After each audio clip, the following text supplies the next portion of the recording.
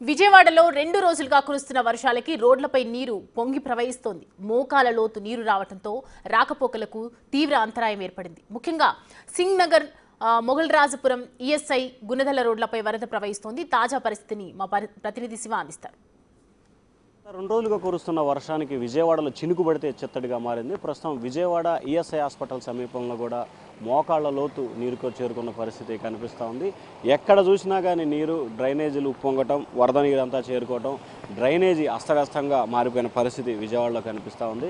అయితే గత సంవత్సరం బుడమేరు వాగు ఉధృతగా ప్రవహించి విజయవాడ అంతా గందరగోళం అయినా కానీ అధికారుల తీరులో మాత్రం ఇంచెవెత్తు కూడా మార్పు వచ్చిన పరిస్థితి కనిపించలేదు.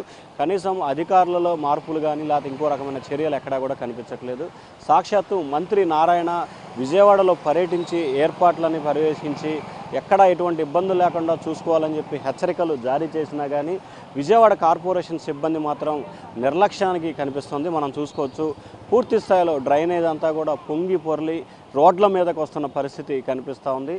దాదాపుగా నీరంతా జలమయమైన పరిస్థితి కనిపిస్తూ ఉంది. విజయవాడ టౌన్లో ఈఎస్ఐ హాస్పిటల్ అంటే గుణదల ప్రాంతం సమీపంలో ఈ నీరంతా కూడా ఇక్కడికి చేరుకున్న పరిస్థితి కనిపిస్తూ ఉంది.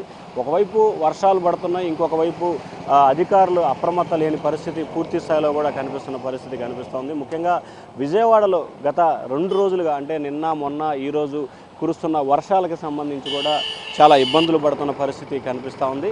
కానీ నీటికి సంబంధించి ఎక్కడ వర్షపు నీరు ఉన్నా కానీ వెంటనే తరలించే ఏర్పాట్లు చేస్తామని చెప్పి అధికారులు చెప్తున్నప్పటికీ నీరు మాత్రం ఇక్కడే నిలవండిపోయిన పరిస్థితి విస్తృతంగా కనిపిస్తూ ఉంది.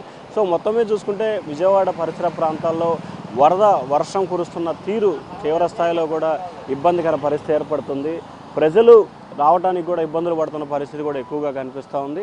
ముఖ్యంగా చూసుకుంటే విజయవాడతో పాటుగా అమరావతి, బుడమేరు వాగు సంబంధించి కూడా ఉధృతంగా ప్రవహిస్తుందని చెప్పి అధికారులు అప్రమత్తం చేసే పరిస్థితి కనిపిస్తూ ఉంది. మరొక వైపు తాజాగా చూసుకుంటే ఉమ్మడి కృష్ణా జిల్లా వైపు కూడా మొత్తం చూసుకుంటే ప్రకాశం బ్యారేజీకి సంబంధించి దాదాపుగా 4,80,000 క్యూసెక్ల నీరు ఇన్ఫ్లో అవుట్ఫ్లో కొనసాగుతూ ఉంది. లోతట్టు ప్రాంతాలన్నీ కూడా జలమయం అవ్వకుండా అధికారులు అప్రమత్తం చేశారు. ఇప్పటికే విశాఖ, గంగవరం, కాకినాడ, నిజాంపట్నం, మచిలీపట్నానికి సంబంధించి కూడా 3వ ప్రమాదిక హెచ్చరికని అధికారులు జారీ చేసిన పరిస్థితి కనిపిస్తూ ఉంది.